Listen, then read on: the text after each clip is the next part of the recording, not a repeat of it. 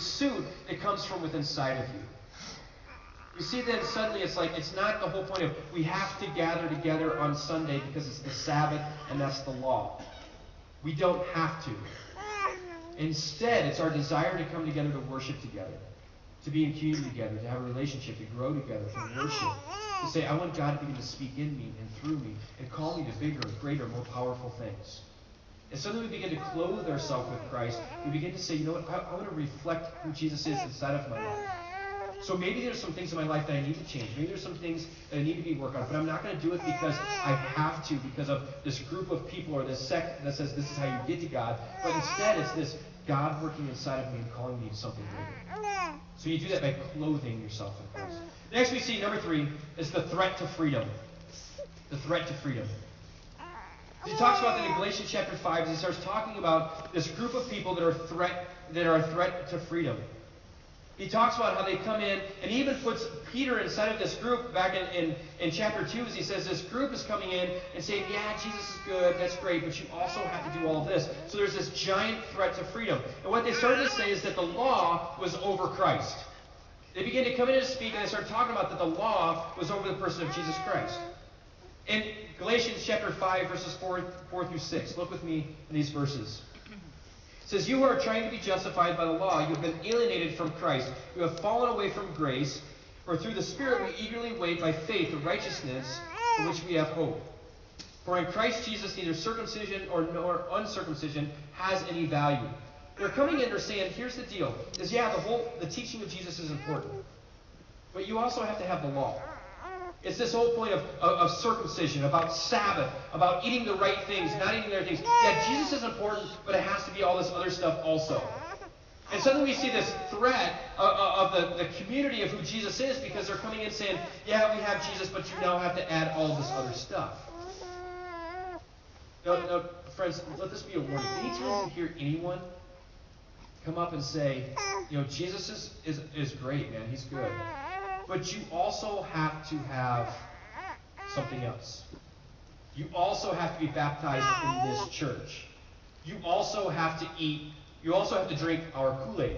You also have to dress like us.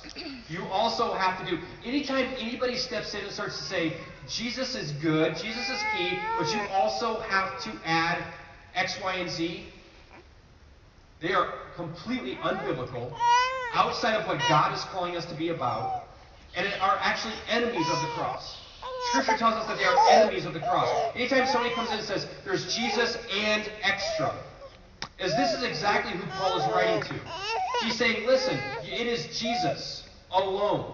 And him, it's faith alone in the person of Jesus Christ. It's not all this add-on stuff in order for you to obtain salvation. It is Jesus. You need to understand that Christ is over the law. Christ is over empty religious pursuits. He is over some type of organization or community. It is Christ that needs to be the head of all things and over all things. And it's not add-on options with Jesus. It's Jesus alone. And so he steps in and says, you need to understand that it's Christ over the law. The second one that he begins to come in then talks about this law versus the Spirit. Now this is where it really begins to break down. I think this is more palatable for us to understand what he's talking about. Is this law versus Spirit? Here's what he's talking about. Look with me in Galatians chapter 5. If you went to Sunday school growing up in VBS, you've probably memorized this verse or memorized the song. But he starts talking about the fruits of the Spirit. Here's what he says. But the fruit of the Spirit is love, joy, peace, patience, kindness, goodness, and faithfulness, gentleness, and self-control. Against such things there is no law.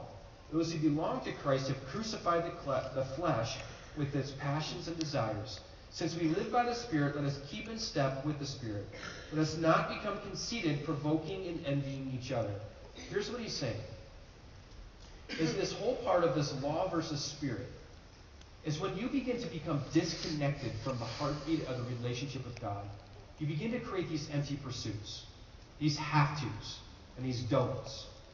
That what happens inside of our Christian journey, and it's happened in my own life, especially as a high schooler and going into college, as I begin to see my entire Christian journey as these things of what I cannot do or what I'm supposed to do.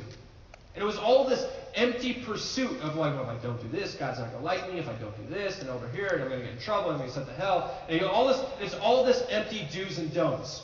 And suddenly he's stepping in and saying, no, is that you have to understand the Spirit of God. That suddenly when we become filled with the Spirit of God, when we have a real and right and true relationship with God, that suddenly there's going to be things inside of our life that begin to draw us in relationship.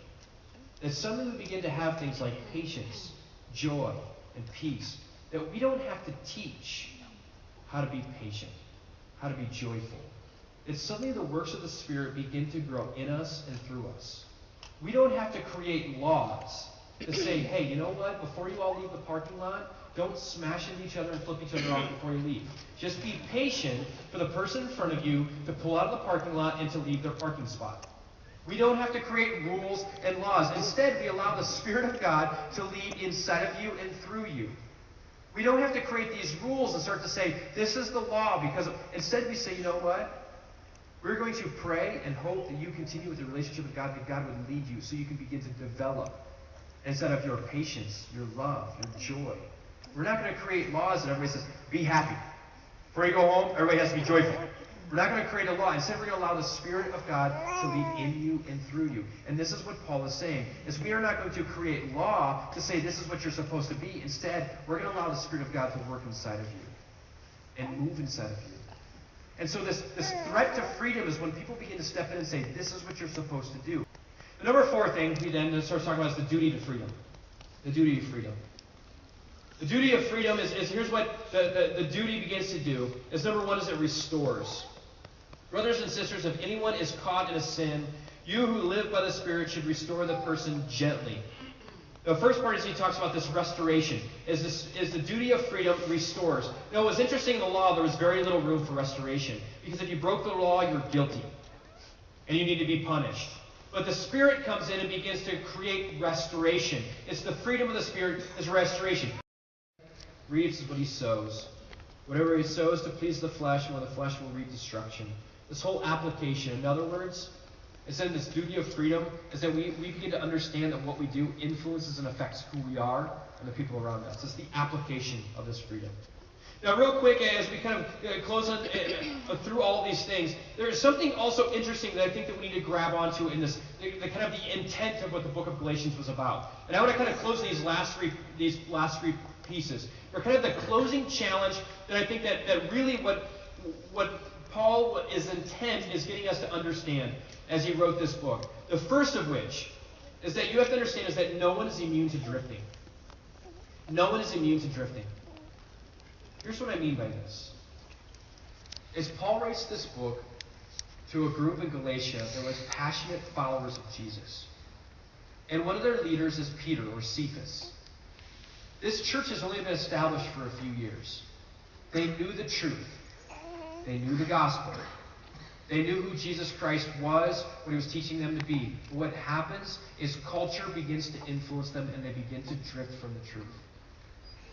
And so he has to write this letter to confront them and say, you need to shore up your life, you need to get things right, you need to get a solid foundation, and you need to quit drifting away from the truth. He writes this letter not just as a challenge to the church of Galatia, but also to a challenge to all of us. None of us are immune to drifting. There are so many Christians that sit inside of church week in, week out for years. There's a slow fade that begins to happen in their life. The basic things inside of their Christian journey they begin to ignore or forget about. It's the things like, well, I begin to take it for granted. I've read through the Bible so many times. I've done my devotion so many times. Do I really need to do this? Do I need to be in a small group anymore? Do I need to have a friend that comes in and confronts me, that sits down to pray for me? Do I really need to have that? And what happens is they begin to drift. And they begin to allow the modern community, whatever the popular teaching of the day is, it begins to influence them and suddenly become distracted and moved away from the center of what God's calling them to be. It begins to damage their integrity. It damages who they are as people. And we suddenly see this erosion that happens in Christian people, where people walk away from the church. I've been in ministry long enough to see people who have been strong saints of the church in their 40s, 50s, and 60s walk away from the church just because they allow just a little bit of drifting inside of them. Like, well, I'm just not sure I believe this anymore. Or suddenly it's inside of their marriages or inside of their families, because they suddenly begin to think, well, you know what? We're here every Sunday. My kids are in Sunday school. What could go wrong? And suddenly this drifting begins to happen in their life. And he writes this letter to the church in Galatia and says, listen, you need to own your faith. You need to grab a hold of your faith. You need to know what you believe, and you got to hold on to this strong. Because you have a culture, you have an enemy that wants to destroy you. And you have so many popular teachings, popular ideas, great book deals, all this stuff's going to come out. Someone's going to grab a big giant bus, plaster their name on the side of it, drive around, be on billboards, have people show up. They're going to teach some crazy idea, and people are going to buy into it and drift away from the church. It happens all the time. Go, jump online sometime and look at the popular teaching through the last 5, 6, 7, 8 decades. There's a guy that's talked about Jesus coming back for 4 decades in a row now. And keeps saying, well, it's going to happen next week. Or not. And suddenly people begin to drift. And so we need to make sure that we shore up our belief. Number 2 is the also understanding. Is that there are some things that are worth fighting for. There are some things that are worth the fight. It's as Christians we talk about we need to be passive. We need to be good. We need to be polite. And we do. And we need to have grace. But there are also some things that we need to fight for. There's also times where we stiffen up our jaw. We kind of boast up our chest and stand up and say, no, this is what I believe, and this is what I'm about. And I will not waver, and I will not back down. And they're tough, and it's difficult, and we need to make sure that it's on truth. But Paul writes this letter, and instead of it, 2 verses, talks to Peter and says, Peter, you know better. You need to fight for what you believe. Don't let the community and the culture around you influence you. You need to stand up for what you believe. Jesus Christ, he calls us to be passive. And you will not be the money changers. You're not going to become into gambling. This is my house. And this is the way you will treat it. Friends, some of you need to start standing up saying, this is my house. And in my house, this is the way that we talk. This is what we watch. This is the way that we treat each other. Because for me and my house, we're going to glorify God. And there are some things that are well worth the fight. And as Christians, we need to be. There's times where we are passive and we avoid conflict. There's also times we stand up and we fight for truth. And he writes this letter saying, you know what, friends? There's a time we pull back. There's a time that we stand up. And I think for a long time, the Christian community, is we've stood back. Probably for way too long. There's a time when we need to start standing up saying there are some things that are worth fighting for. Like our families, our homes, our marriages, our kids, our church. They're all things that are worth fighting for. And he writes this letter saying we need to stand up and fight. The last one, number 3, is we all started as sinners. We all started as sinners. Saved by grace in Christ alone. Sometimes in the church we kind of forget that. We have this idea that, they're better than me because they've been in church for a long time. He's a pastor. He's this. We all started as sinners in need of Jesus. And we all need grace. We need a lot of grace. There are no superstars inside of the Christian community because we're all sinners that need grace. And sometimes we forget about that. Sometimes we miss that. I've told this story before, but a few months ago, actually it's quite a few months ago now, I listened to a guy quite a bit on the radio. A guy has a huge church and ministry, and I just really appreciated his sermon he gave one day. And so I wrote him an email to say, hey, I'm a pastor up in Northwest Ohio, and I just really appreciate your ministry. I just want to say thank you for what you do. Just a lot of encouragement to me, and I just want to say thank you. I sent this email off to him, and he sends this email back to me, personally thanking me for encouraging him. Because he's like, I've been beat up. I just thank you. Thank you for saying that letter of encouragement. And it's just talk back and forth. It's like, you know what? Sometimes we have this idea that there's these superstars in the church. It's like, guess what? We're all sinners in need of grace. We all need more Jesus, friends. My challenge for you this week is just as you look on the back, there's homework and stuff like that. You read through the book of Galatians. But what I want you to do as you read through that, there's some things to memorize, is I want you to really catch the heart of what Paul's talking about. Because the point of this is that we need to make sure that we know what we believe.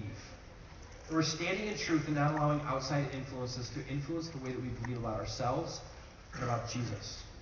To make sure that we know the truth and that we're living in the truth. So read Galatians this week. It's a good book.